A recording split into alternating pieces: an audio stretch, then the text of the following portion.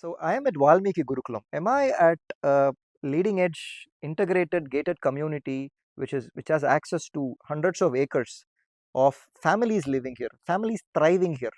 It is just not one person's dream like a mutt or an establishment which has got ideologically strong.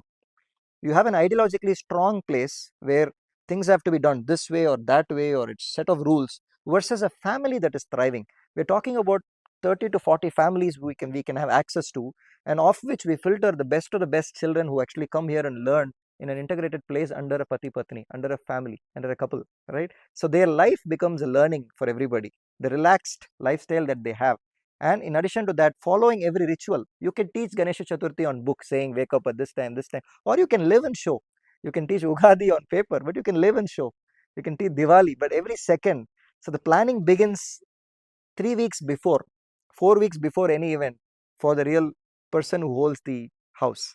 So that demonstration of that has to happen here. How did we lose those joint families? We are trying to rebuild them back through Gurukulams.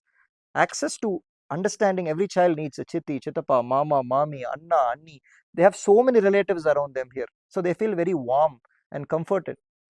And that is what Valmiki Gurukulam offers, a deep understanding of how society begins with the children's comfort that they get from family members.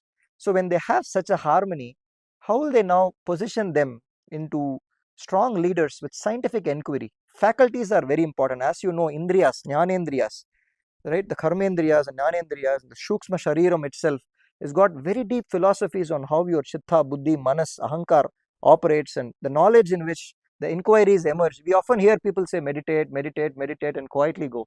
Yesterday I heard Ramesh ji say that if you just meditate and shoot japa on the corner of the house all the time, who's going to come forward and lead the society? Who's going to show the way for children ahead? And this has to be done together as a couple, and here they are with all the power that the universe is giving on them, right? To tell that it is important for societies to thrive in this form. So again, I would like to touch upon my strength area, which is science and technology, coding, hardware, software, and different aspects of silicon, and which are in quantum scales today. I started my journey in about 64 micrometer technology, building integrated circuits in America. Today, we are at 1.8 nanometer, which is 10,000 times smaller than what we started off with.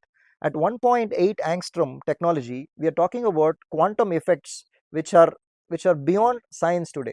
Most of us have understood that science is only so much. What is beyond science, what the child perceives through nature, through interactions with soil, through interactions with how to learn cooking, the subtle emotions that they see with people, and how the society functions is much more priceless in learning than just road-based learning that is seen typically in academic institutions.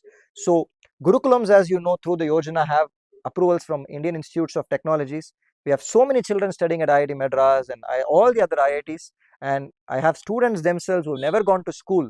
3 years ago, somebody called who said, I've never gone to school, Arun sir. I'm now in IIT Madras, 2091 All India rank.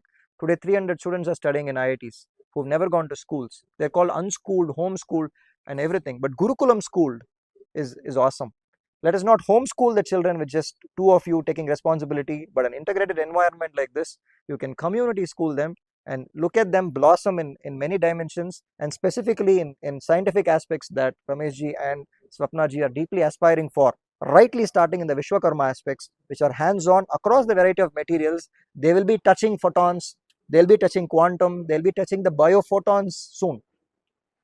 7 countries today are making quantum carbon tubes, carbon quantum tubes out of cow dung, indigenous cow dung, freely grazing gomata, which you see, which is giving us cow dung, which is always mocked around by most scientists today. 7 laboratories have them all over the world: Brazil, Turkey, China, UK.